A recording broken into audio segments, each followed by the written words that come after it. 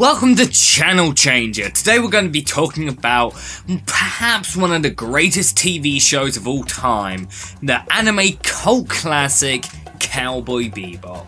Very few shows managed to do what Cowboy Bebop did.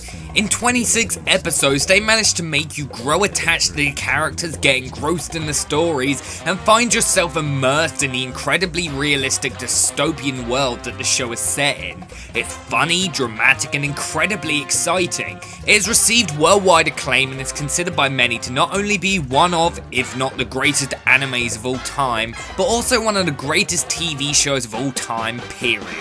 Bebop deserves all the praise that it gets, and that's why I'm talking about it on the second episode of Channel Changer.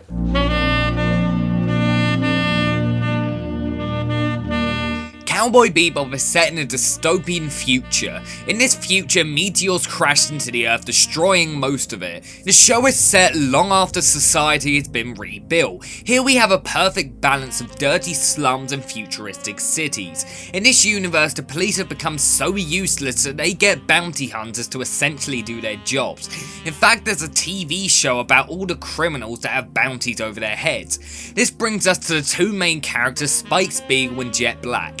Spike and Jet are two bounty hunters who fly from planet to planet on their ship, the Bebop. They live in desperate conditions. In fact, in many sessions, they have no food on the entire ship due to their lack of money. Session 1 sets up these two main characters and essentially what the basic style and structure of the show is. From sessions 2 to 9, all the other main characters are essentially introduced. And by all others, I mean simply 4 characters.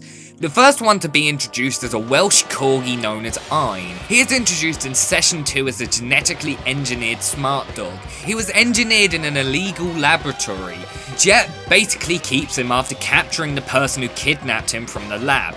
Ein is pretty much one of the 2 comic reliefs in the show. Although he does play a massive part in some of the episodes, for the most part he's just there to be cute and also play off one of the other main characters, who we'll get to in a bit. Next we meet Faye. Faye basically has no memory of her early life and is trying to run away from her debts. In session 3, Honky Tonk Woman, she is brought into a casino where the dealer says that if she helps him with an illegal smuggling operation, all her debts will be wiped away. Faye ends up running into Spike accidentally. Spike and Jet end up capturing her because she has a bounty over her head. She does manage to escape, but in the next session, in a matter of coincidence, she finds herself captured again. In session 4, she ends up escaping her handcuffs and helps out the Bebop, and after that essentially becomes a bounty hunter as well. Multiple episodes of the show are all about Faye trying to find out what happened to her and why she can't remember what happened. I won't spoil anything at all, but although I was hoping for a little bit more, I still wasn't let down by her final backstory. The next character is probably not who you were expecting, but I'm introducing them simply because not only am I going in the order of which the characters are introduced in the show, but also I'm talking about the story, and this is the character that really affects an overarching storyline on the show. Next up is Vicious, the villain in the episodes Ballad of Fallen Angels, Jupiter Jazz, and The Real Folk Blues. These episodes happen to be some of my favourites of the show, not just because they were the most exciting, but also they were the darkest, most emotional and gritty episodes in the entire show. If you were to only watch 5 episodes, I'd definitely say watch these ones. And yes, I know I only said 3, but Jupiter Jazz and The Real Folk Blues are both 2-parters. Throughout these episodes, it's revealed that Vicious and Spike have a history together. A history that somehow revolves around a woman called Julia, who isn't introduced until the 2-part finale of the show, at least not properly. We don't actually find out why the two are fighting until this 2-parter, and when you do find out, it actually makes a lot of sense. Vicious is without a doubt the only villain on the show that I really liked, except for maybe the Mad Perot. God, did he creep me out. As soon as you see the final battle in Ballad of Fallen Angels, which is not only the best episode of the show, but in my opinion one of the best episodes of any show ever made, you instantly know how the show's going to end. And that makes it all the more satisfying when you finally do see it. Finally, we get to our final character, and one of my favourite characters on the show, Edward. Edward's introduced in session 9, which is pretty late when you take into account that she leaves in session 24. Edward is the comic relief along with Ein, and they definitely play off each other a lot. Edward's insane, and Ein really does play along and puts up with everything that Edward does. In fact, they become best friends quickly, and Ein even leaves the Bebop when Edward does.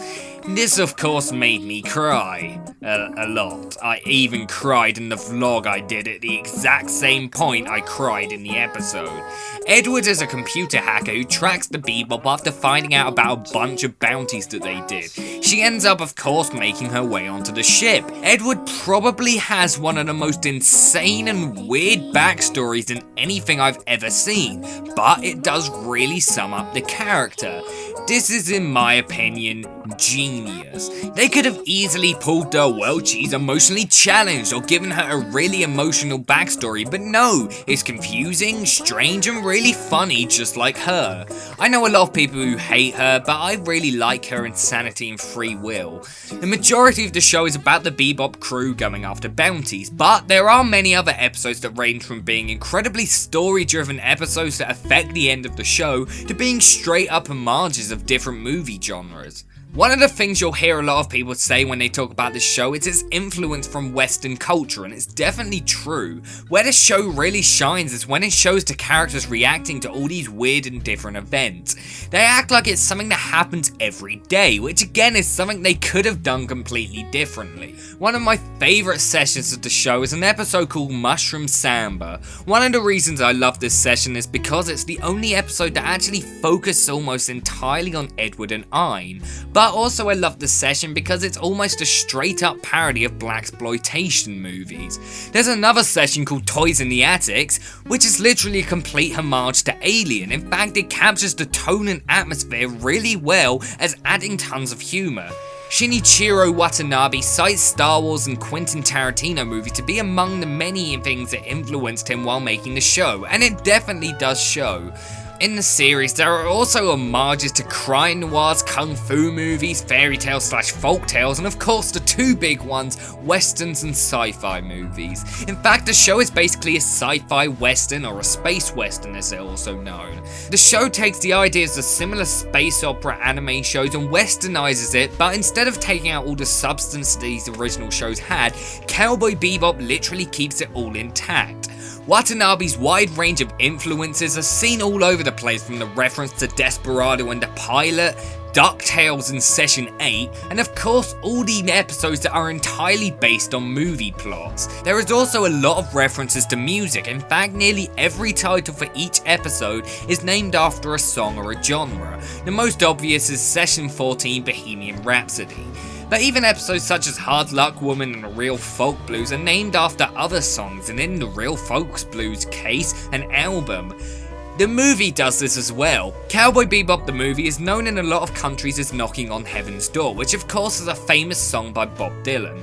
But it would be easy to say that all this show is just a bunch of things from other shows clamped together. But really at the heart of it, Bebop is actually much more than that. It blends together different things and actually makes them feel fresh instead of making them feel forced and out of place. Nothing feels out of place at all, it all feels natural, which is one of my favourite things about the show.